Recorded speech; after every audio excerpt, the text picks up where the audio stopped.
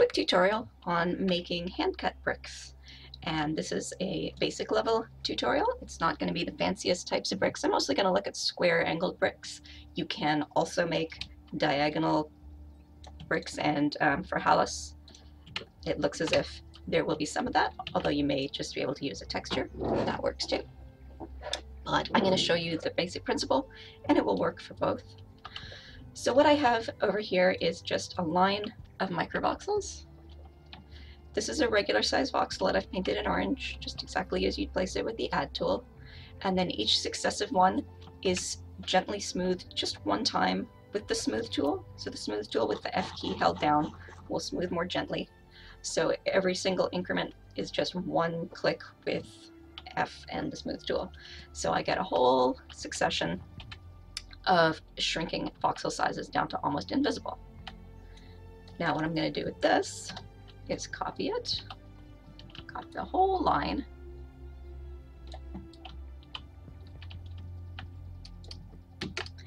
and I'm going to paste it. I'll actually paste it right up here. So we've got just a copy. Now I'm going to play with one of them. I'm going to use the line tool. And the line tool trick, if you watched that previous tutorial, the line tool can be used to modify voxels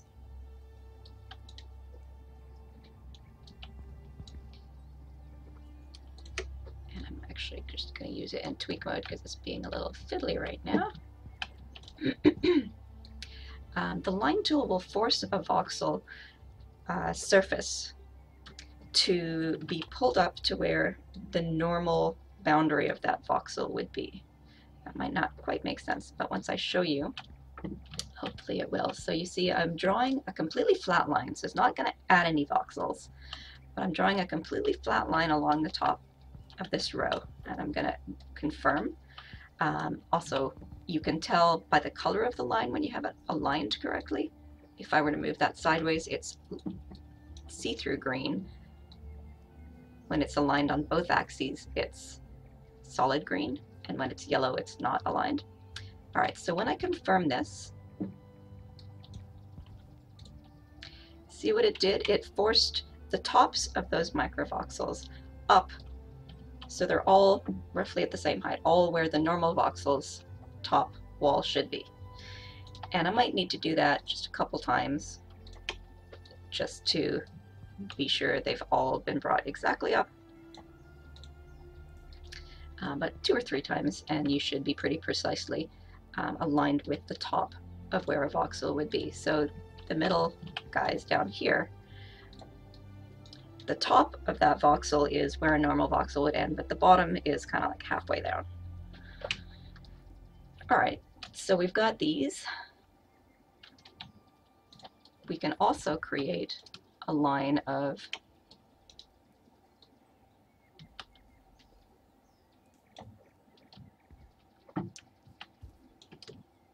full microvoxel pegs. If I just paste this line out here, and then I move directly below it, and I paste it again, but I'm going to hold down the F key to actually delete those shapes instead of paste them. That's going to force the bottom of those voxels fully down as well, because voxels always have to touch their neighbor. Now I can reselect them and paste them back here.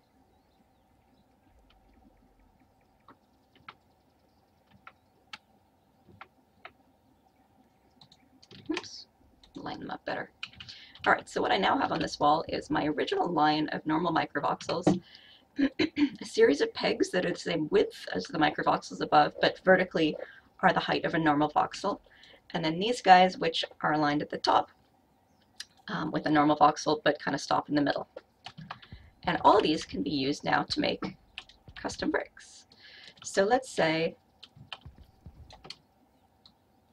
I draw just a flat area of stone.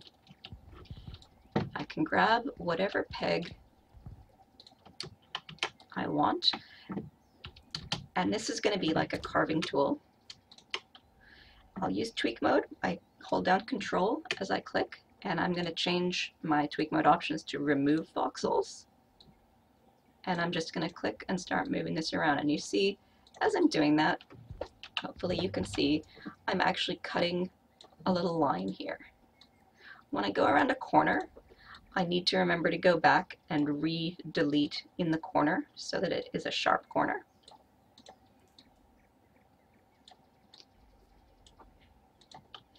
And if I'm trying to do brick shapes, I'll just need to do that in every corner.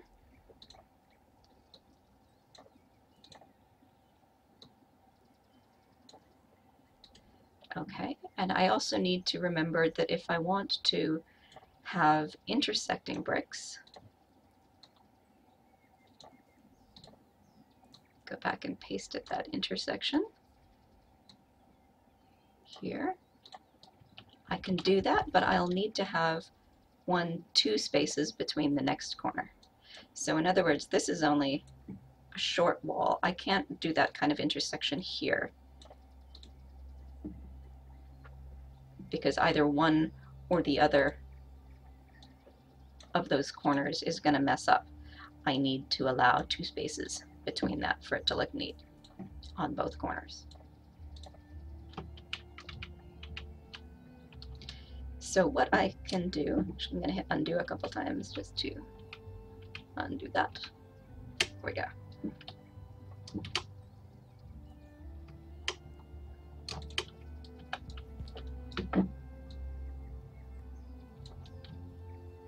And I'll just finish off this brick here.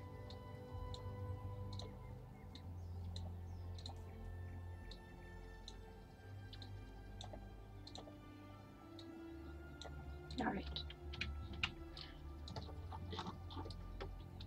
So I can also copy this, and I use my select tool here initially just to select the bit in the middle, but what I actually want to copy as well is I want to copy the air around it. So I want to copy those air voxels in the border, pardon me. If I copy that and paste it, I now have a nice brick, but it's got the air with it. So I can just use that as long as I paste air with voxels, and I can just keep pasting that around. I need to make sure I've aligned it so I don't get too big of a space between them.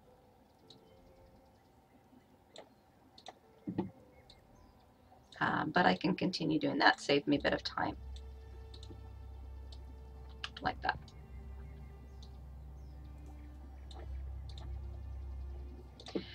One thing when you're making bricks, it's quite nice if they're not a totally regular pattern. This looks like a fairly regular wall, but a lot of brick patterns are more interesting. If you look at some of the pre-made ones, let's see, here's one of the textures. You can see how there's some variation in the size of the bricks. So it's nice to kind of break it up like that so it looks visually more interesting. And for the large bricks, here we go. These big ones are a nice example. Paint this area here so you can see. Wow, all right, paint a bigger area. I forgot how big those bricks were. All right, maybe I'll use the medium bricks because that is enormous. Okay, medium bricks, a bit easier to see. So you can see even these ones, although they're fairly regular, they do vary it up a bit. And in fact, you can use this if you want to, and actually just carve into this with your microvoxel peg, following these lines roughly. If you want to use a guide, if you don't want to have to think for yourself, that will totally work. Also, you know, Google is your friend. Find some interesting brick patterns on Google and try and copy them or make something similar. Of course, there's nothing wrong with regular bricks too. Some styles you do want that, but you want to make sure it doesn't look inappropriate for whatever you're building. So that's one quick way of making bricks. But we can do other things. We may not want the spaces between them to be completely vertical. So what we may want to do is actually use little wedges instead of complete pegs. And how can we do this? Well, we've got this row here. What we're going to do with this row here is copy about half of it.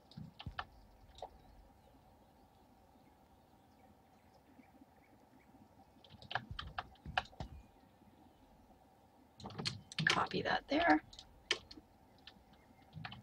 And let's see. Paste it out here to work with it for the moment. Now I'm going to copy kind of like just over the first half of this row.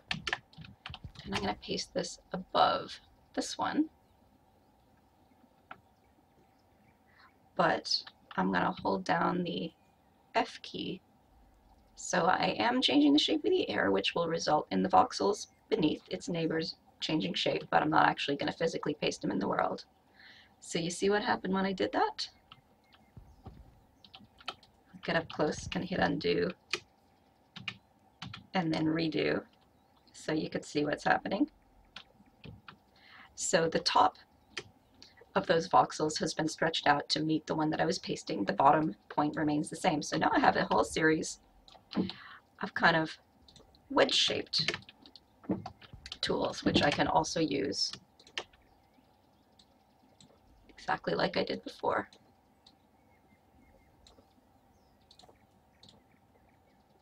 To cut.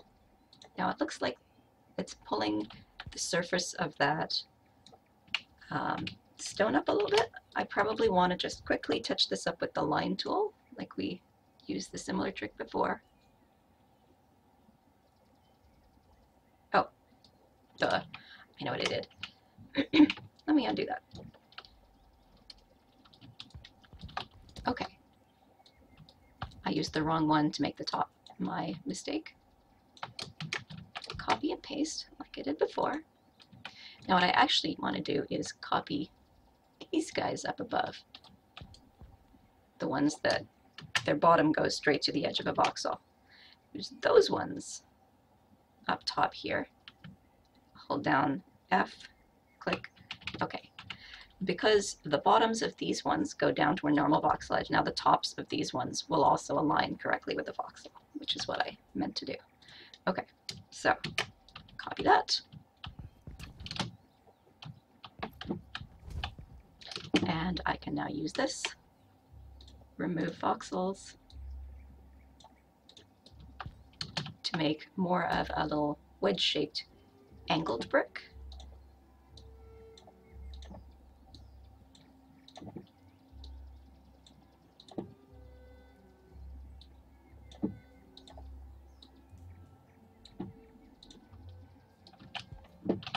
Now this one is probably going to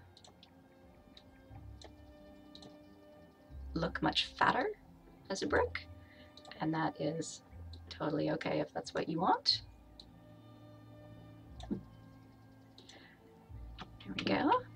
What you probably will want to do, actually in both of these cases, is you're probably going to want to put a layer behind it so that when you look through it, you're not seeing air, you're seeing something else. So for example, I could just put plaster, and I'm going to use the add tool but in fill mode so I don't distort the voxel shapes. So I hit E to go in fill mode and paste that back there. And I used a contrasting color so you can see a bit more clearly. But you see now you're seeing through and you're seeing plaster in the back. You might want to use something that blends. So for example, you might want to use a dirt or something that's a lot more subtle, or you can even use the same color. The dirt that I used actually blends so much you can't tell the color difference in this example. Good materials that do blend, these two are quite good. This one that I just played with is tundra dirt, and this one is desert cavern floor. So that works quite well with your sort of plastery colors. And this one works quite well with, well, pretty much anything. The one thing you should be careful with if you do that, if you have a whole layer of darker dirt or something else behind, make sure that you look at it so that it LODs out, like look at it from a distance, because you don't want, if you're looking at your build from, across the claim, you don't want it to show through so that suddenly your wall turns like the dark background color. If you find that's happening, maybe change the color to something closer to the color of your bricks. Otherwise, it's going to look really weird, suddenly turning brown when you step too far away. Also, when you have this little wedge, you can kind of combine these. Like maybe you want thin edges, but you want your corners to be wider. So move this down to the corner here. Oops. I'm going to remove and only do it in the corners. You can see a slightly different effect. And if I only do it at intersections, for example, like this, the intersections are going to maybe look a little more natural. You can use a number of tricks like that depending on the look that you want. What I could also do when making these wedges, these ones only go like halfway down. I could just use these pegs for the whole thing.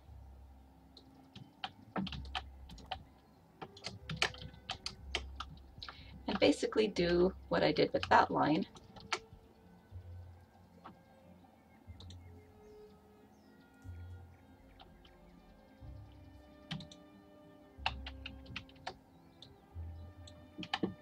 Okay.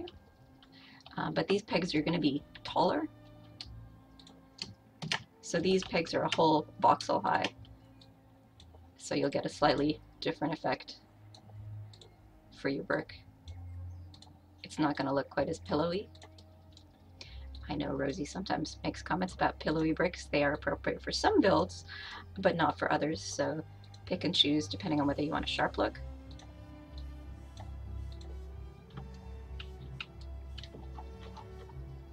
And again, you can combine sizes.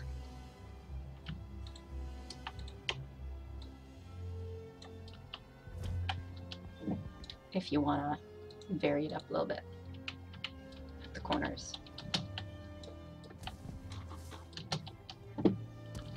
So that's basically how you make very quick square bricks.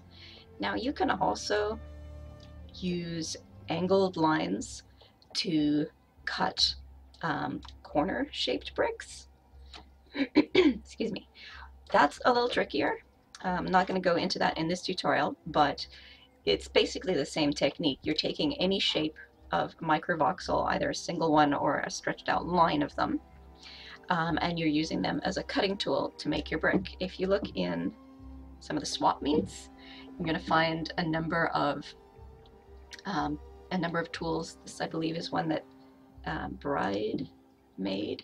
It's just a screenshot of it, but these are, I believe, single voxels, but they've been stretched super long and thin, and you can copy these and paste them then to make bricks of those angles, or brick cuts of those angles. Or you could play around and make your own, of course. That's a little more advanced because they're going to be a little harder to shape together, but it's exactly the same technique. All right, that is that type of brick. I'll just mention there's a couple of other ways you could make bricks. So, for example, let's take this peg here, and let's use it. Actually, no, let's take a actual microvoxel. Here we go. And we're going to use this to make a megavoxel. That's what I want to do. So I'm going to float this up. This is just a normal add tool voxel. Great. And now I'm going to paste that microvoxel I copied to each of the 8 corners of this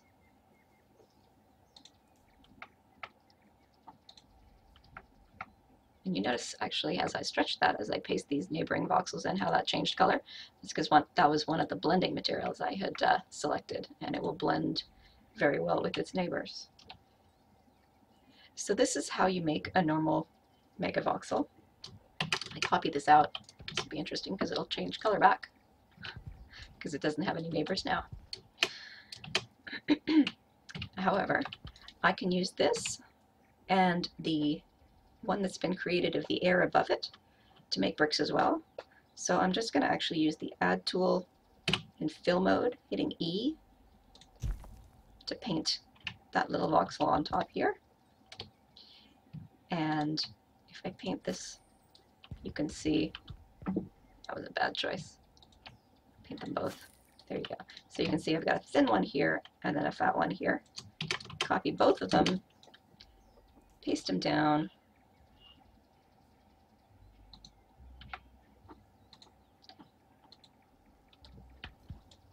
Oops. I can use these in this way to make bricks.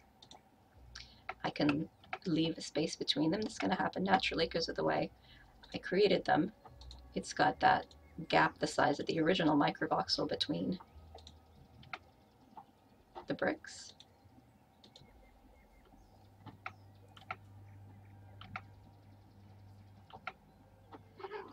And I don't have to make them long and thin. I can combine them like that.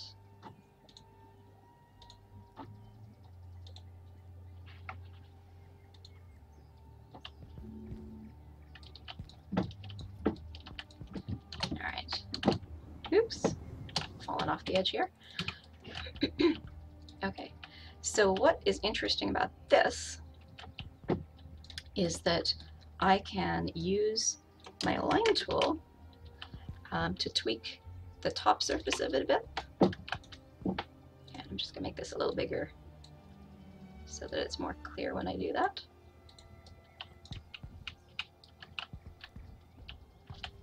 So this slice here, the thin bit, remember, is very flat. It's not necessarily aligned with where a normal voxel is. So if I try using the line tool trick on it, it's actually going to make it stick out where I do that. And I can just single click in the same place, or I can stretch it across a couple. And what I get here is an uneven surface. So if I want my tiles or my bricks to look kind of rough in the vertical layer, that's a good way of doing that.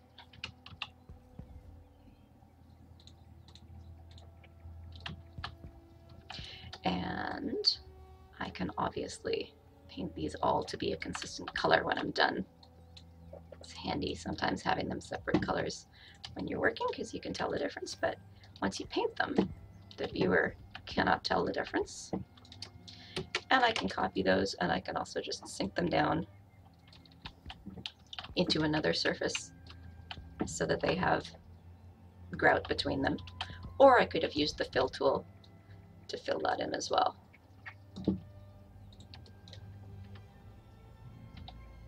Oops.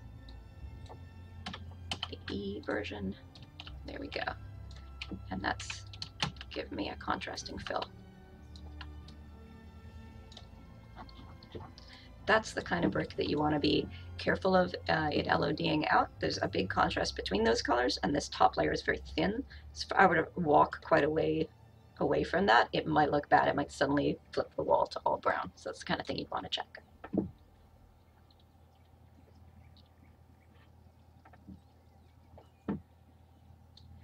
Alrighty. I guess there's one other quick type of tile I can show you, which is very easy, and we kind of actually covered it when we made this microvoxel. But you can basically take the top of this and paint the whole thing. Oops. Sorry. Paint the whole thing in fill mode. And now you have a very thin tile that is flat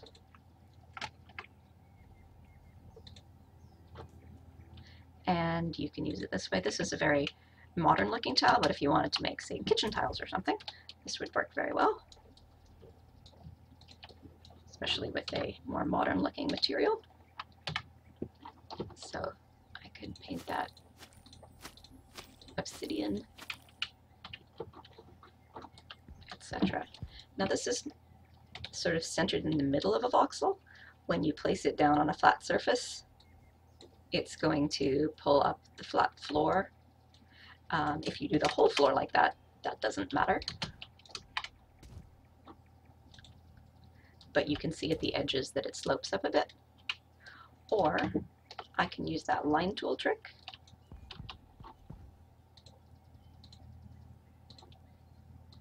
to make the top side of it come up to where a normal voxel level is. So now the top is aligned with a voxel, but the bottom isn't. So if I flip that upside down, it will sit perfectly flat on a floor. Whereas this way, it would not. See the difference? So if you need it to do that, that's the quick way. All right, so those are 4 different types of doing tile walls, plus a reference if you want to do the angled ones.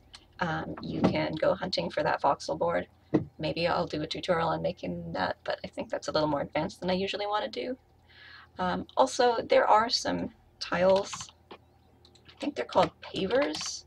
Yeah, so if you search for pavers, we have some materials that already do that. So what you can do is you can make your custom handmade tiles around these.